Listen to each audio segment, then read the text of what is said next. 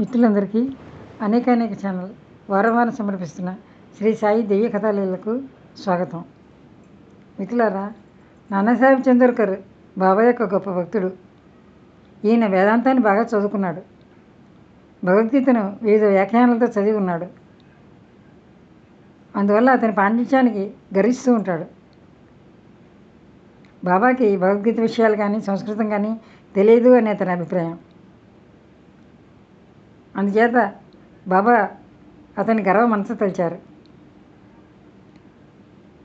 బాబా షిరిడీకి వచ్చిన తొలి రోజుల్లో భక్తులు గుంపులుగా రానప్పుడు బాబా భక్తుల సంశయాలను తీర్చడానికి ఒంటరిగా వారితో మసీదులో కూర్చుని మాట్లాడుతూ ఉండేవారు. బాబా దగ్గర నాన్న కూర్చుని వారి కాళ్ళు ఒత్తుతూ నోట్లో ఏదో కొనుక్కుంటున్నాడు. ఆ రోజు బాబాకు సంస్కృతం వచ్చని నమ్మేవారు ఉండరు. నానా, నీలో నువ్వు ఏమి కొనుక్కుంటున్నావు అన్నారు బాబా. బాబా, సంస్కృత శ్లోకాన్ని వల్లిస్తున్నాను అన్నాడు నాన్న. ఏ శ్లోకము? భగవద్గీతలోని శ్లోకం. గట్టిగా చదువు పైకి. నాన్న భగవద్గీత 4వ అధ్యాయంలో 34 శ్లోకాన్ని ఈ విధంగా చదివాడు. తద్దిద్ది ప్రణిపాతైన పరిప్రశ్నైన సేవయ ఉపదేశంతే జ్ఞానం జ్ఞానిన తత్వదర్శిన అన్నాడు. నాన్న, ఈ శ్లోకం నీకు బోధపడిందా అన్నారు బాబా. బోధపడింది బాబా. అయితే నీకు తెలిసినట్టయితే నాకు చెప్పు దీని అర్థం అన్నారు. బాబా, దాని తాత్పర్యం ఇది. సాష్టాంగ నమస్కారం చేయటం అంటే పాదాలపై పడటం, గురువుని ప్రశ్నించడం, వారి సేవ చేయటం, ఆ విధంగా జ్ఞానాన్ని తెలుసుకోవడం. అప్పుడు మోక్షాన్ని పొందు జ్ఞానం గలవారు అంటే గురువులు పరబ్రహ్మం తెలిసిన వారు కనుక ఆ జ్ఞానాన్ని నీకు ఉపదేశిస్తారు అని దాని భావం. నానా, శ్లోకం యొక్క తాత్పర్యం అక్కర్లేదు, ప్రతిపదార్థము వ్యాకరణము మరియు దాని అర్థం చెప్పు చాలు అన్నారు బాబా. అప్పుడు నాన్న ప్రతిపదమునకు అర్థం చెప్పడం మొదలెట్టాడు. నాన్న, ఉత్త సాష్టాంగ నమస్కారం చేస్తే సరిపోతుందా? ప్రణిపాతం అనే పదానికి ఇంకొక అర్థం ఏదుందో నాకు తెలియదు అన్నాడు నాన్న. ప్రణిపాతం అంటే సాష్టాంగ నమస్కారం మాత్రమే నాకు తెలుసు అని కూడా చెప్పాడు. పరిప్రశ్న అంటే ఏమిటి అని అడిగారు బాబా. పరిప్రశ్న అంటే ప్రశ్నలు అడగటమే. బాబా, ప్రశ్న అంటే ఏమిటి అన్నారు. అదే ప్రశ్నించడమే ప్రశ్న అడగటం అంటే. బాబా, మరి పరిప్రశ్న అన్న ప్రశ్న అన్న ఒకటే అయినప్పుడు వ్యాసుడు పరి అన్ని ప్రత్యయాన్ని ఎందుకు చేర్చాడు ప్రశ్నకు ముందు? వ్యాసుడు తెలివి తక్కువవాడంటావా? నానా కాస్త కంగారు పడి పరిప్రశ్న అనే మాటకు ఇంకొక అర్థమేమీ నాకు తెలియదు అన్నాడు. సరే, సేవ అంటే ఏమిటి అన్నాడు బాబా. ప్రతిరోజు మేము చేస్తున్నదే సేవ. ఆ సేవ సరిపోతుందా? సేవ అనే పదానికి ఇంకో వేరే అర్థం ఏముందో నాకు తెలియట్లేదు అన్నాడు నాన్న. 2వ పంక్తిలోని ఉపదేశంతే జ్ఞానం అనే దానిలో జ్ఞానం అనే పదానికి ఉపయోగించకుండా ఇంకొక పదము ఉపయోగించగలవా నువ్వు? అవును, ఉపయోగించవచ్చు. ఏ పదము? అజ్ఞానము.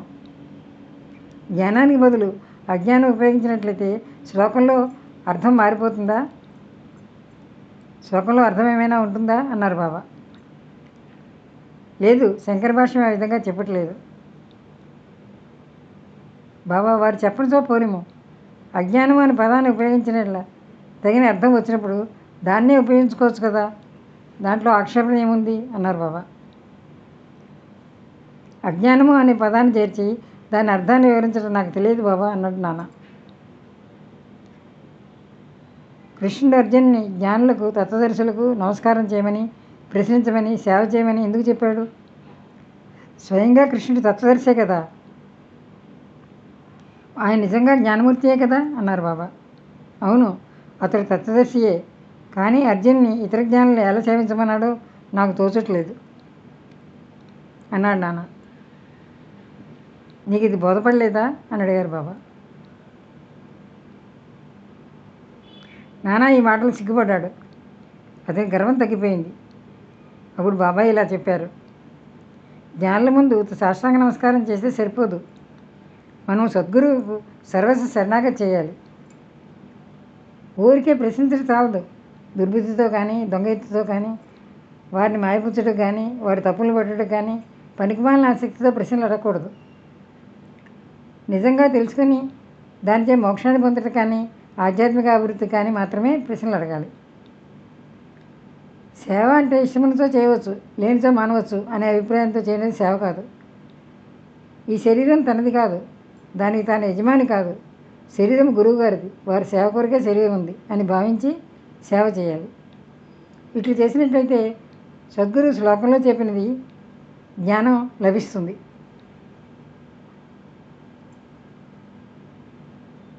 గురువు అజ్ఞానము బోధించడానికి నాన్నకు అర్థం కాలేదు.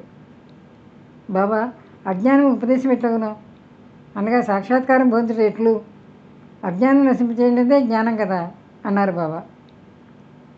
జ్ఞానేశ్వర మహారాజు ఇలా చెప్పారు, అజ్ఞానము తొలగించడం ఇట్లు ఈ విధంగా: ఓ అర్జున, స్వప్నము నిద్ర తొలగిపోయినచో మిగిలినది నీవుగా గ్రహించు.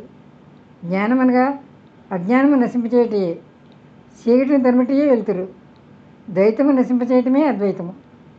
ద్వైతము నశింపచేసేదమంటే అద్వైతమును గురించి చెప్పుట, చీకటి చేసేదమంటే వెలుతురుని గురించి చెప్పుట.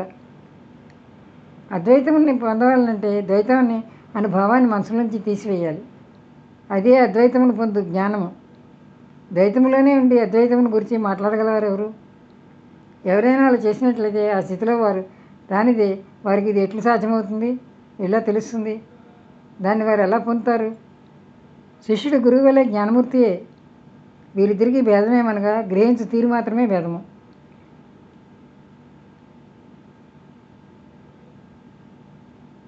గొప్ప సాక్షాత్కారము, ఆశ్చర్యకరమైన మానవాతీత తత్వము, మహాశక్తిమత్వము మరియు ఐశ్వర్యయోగము సద్గురు నిర్గుణుడు సచ్చిదానందుడు.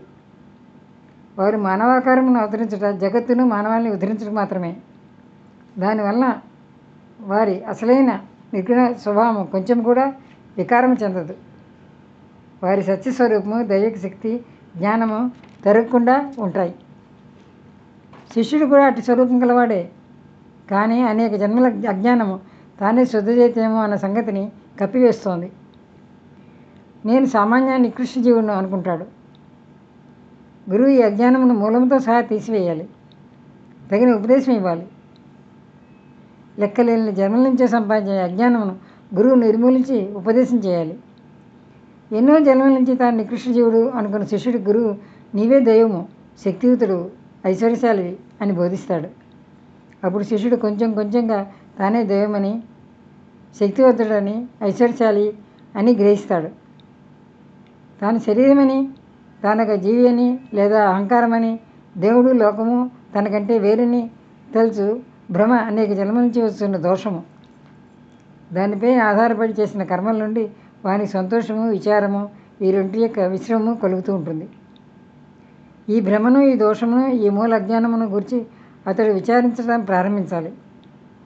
ఈ అజ్ఞానం ఎట్లు మొదలైంది, అది ఎక్కడ ఉంది అని దానిని చూపుటయే గురువు ఉపదేశం.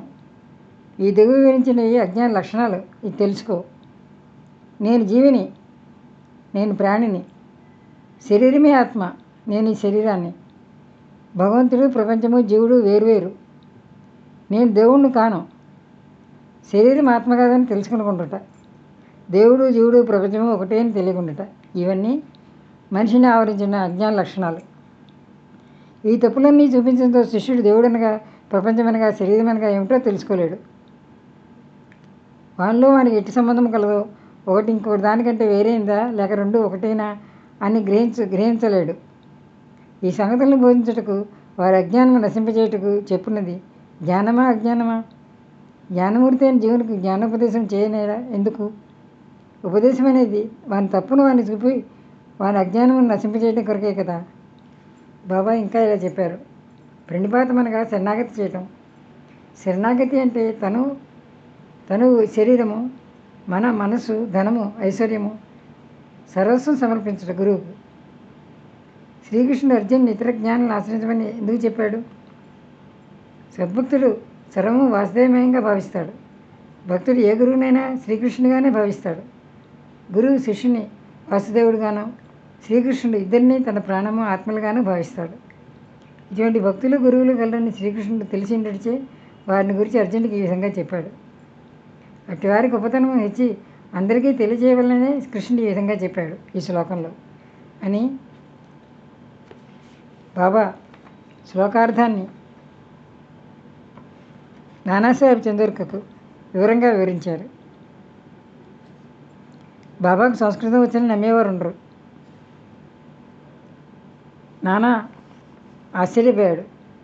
అతని అహంకారం నిర్మూలమైంది. మిత్రులారా, ఇది ఈనాటి సాయి దివ్య కథలు విన్నారు కదా. అనేక ఛానల్ సబ్స్క్రైబ్ చేయండి, లైక్ చేయండి, షేర్ చేయండి, ఛానల్ని ప్రోత్సహించండి. ఓం శ్రీ సాయినాథాయ నమః.